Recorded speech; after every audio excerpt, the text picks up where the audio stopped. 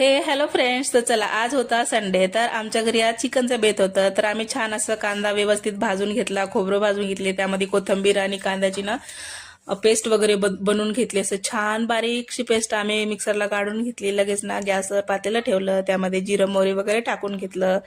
लगेच ना आलं लसणाची पेस्ट टाकली.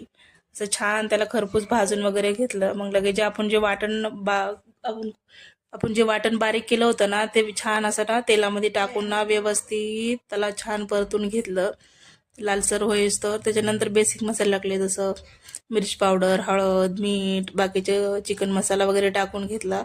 आणि मी छान असं थोडंसं गरम पाणी केलं होतं, त्यामध्ये ना गरम पाणी टाकलं. नंतर चिकन व्यवस्थित धुवून घेऊन ना त्यात टाकून दिलं. मग एक 15-20 मिनिटांना एकदम कमी फ्लेमच्या गॅसवर त्याला छान शिजायला ठेवलं. मग मी, माझ्या पुतण्याची बायको, दोघी जण ना चिकन खात नाही, बाकीचे लोक खातात, म्हणून आमच्यासाठी ना फ्लावरची भाजी बनवली होती. छान फ्लावरची भाजी बनवून घेतली. मग लगेच ना पीठ वगैरे मळून घेतलं होतं. असे मऊ लुसलुसी चपात्या बनवून घेतल्या. संडे असले कसं एकत्र बसून जेवायला छान मज्जा येते. मग ना असं ताट वगैरे मांडून घेतलं. सगळेजण जेवायला बसलेलं. चलो बाय, असा होता आजचा दिवस. भेटूया पुढच्या ब्लॉगमध्ये. बाय.